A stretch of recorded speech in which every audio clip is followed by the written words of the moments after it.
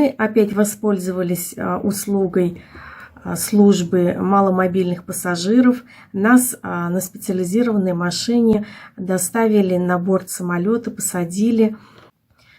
Но это был самый тяжелый момент. Вы сами понимаете, каково это отдавать ребенка в руки медсестры, которая сейчас увезет его. Одному Богу известно, вернется ли ваш ребенок после операции.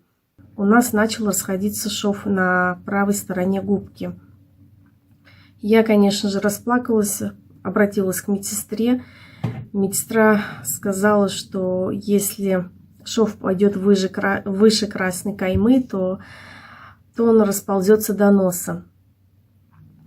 Но судите сами, какие у нас были губки до операции и спустя 1,5 года после операции. Но я думаю, что здесь у нас значительные изменения лица. Всем привет! Меня зовут Гульназ. Я мама особенного ребенка.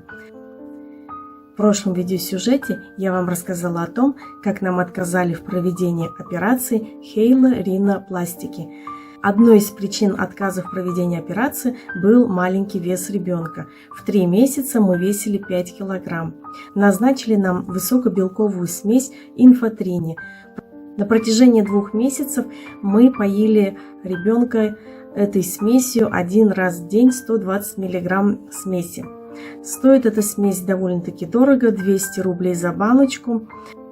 В итоге за 2 месяца мы набрали еще 900 грамм. Полетели мы в этот раз вместе с нашей няней.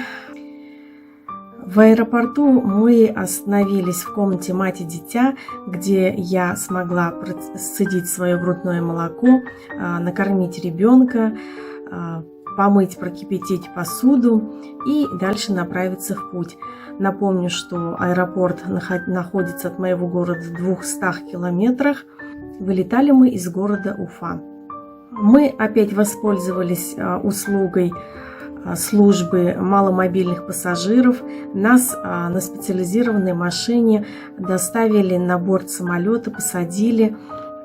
Также по прилету нас сняли с борта. Благодаря этой службе вы нигде не стоите в очередях, вы проходите паспортный контроль и досмотр без очереди. По прилету в аэропорт Внуково, город Москва, мы также прошли в детскую комнату, но, к сожалению, эта детская комната не оборудованная. Имеется в виду, что есть игровые площадки, нет никакой кухни, нет спальных мест, нет места для того, чтобы переодеть, подмыть ребенка. Есть отдельная комната пеленальная, где есть раковина, но нету кухонных принадлежностей, таких как в Уфе. Мы проехали в офис Института врожденных заболеваний челюстно-лицевой патологии, оформили всю документацию и направились в ЦКБ. Палаты в ЦКБ оснащены всем необходимым. В палатах очень чисто, выдаются постельные комплекты и полотенца. Единственное, что вам нужно брать будет с собой, это лекарства и мыльные принадлежности. Единственный минус нашего проживания было то, что, оплатив проживание 2 сопровождающих, порядка 15 тысяч в сутки, кормили только одного взрослого человека. На следующее утро я покормила ребенка в 6 утра сцеженным молоком, и после этого нельзя было давать никакой жидкости. Через 3 часа к нам пришла медсестра и попросила раздеть ребенка, оставив его в памперсе, и укутать в одеяльце. Но это был самый тяжелый момент. Вы сами понимаете, каково это отдавать ребенка в руки медсестры, которая сейчас увезет его. Зная о том, что у нас проблемы с сердцем, я, конечно же, очень сильно переживала.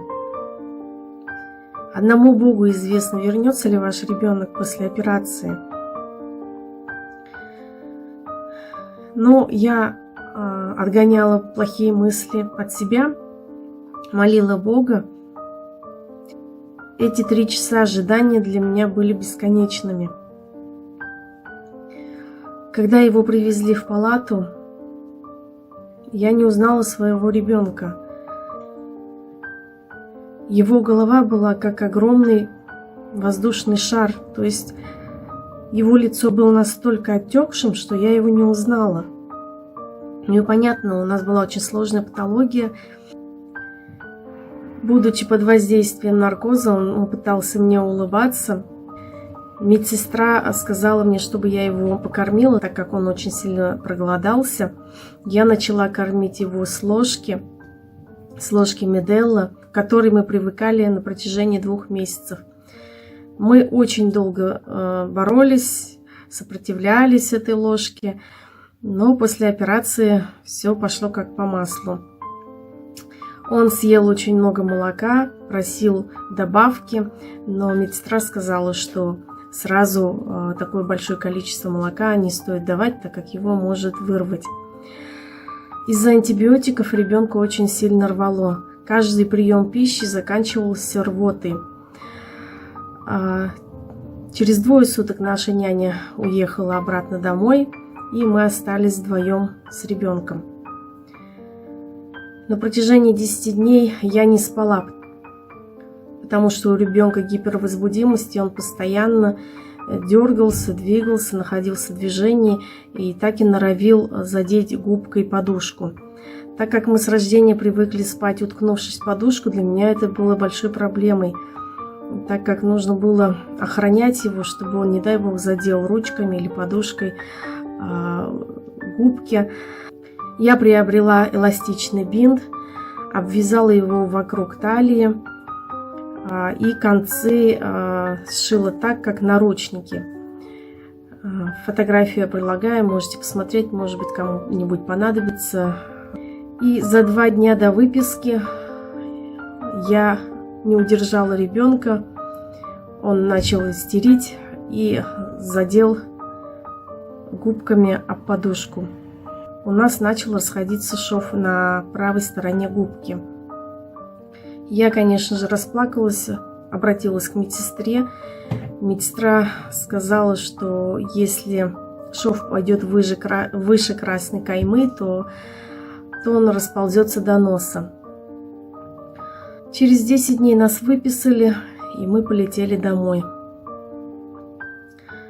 Охранный период длился 2 месяца. Нужно было обрабатывать швы ребенка, носить специальные носовые вкладыши в нос.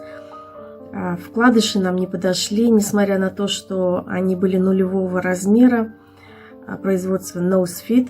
Так как у нас была гипоплазия костей носа, носик у нас был очень маленький, и носовые ходы очень сильно суженные.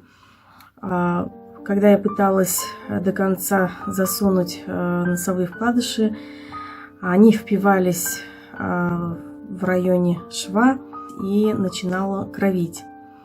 Ну, после этого я не стала рисковать, мы их просто перестали носить или же носили днем, не заталкивая до конца. Вы, конечно же, спросите о стоимости операции. Да, действительно, операции очень дорогие, плюс очень дорогое проживание. Клиника Гончакова всегда старается помочь малообеспеченным семьям, обращаясь в благотворительные фонды за помощью, либо оформляя квоты. Довольна ли я результатом? Ну, можно сказать, что да, так как расщелина была очень огромная, я знала, что для хирурга очень тяжело было сшить губки из-за протрузии альвеолярного отростка, который очень сильно выпирал вперед.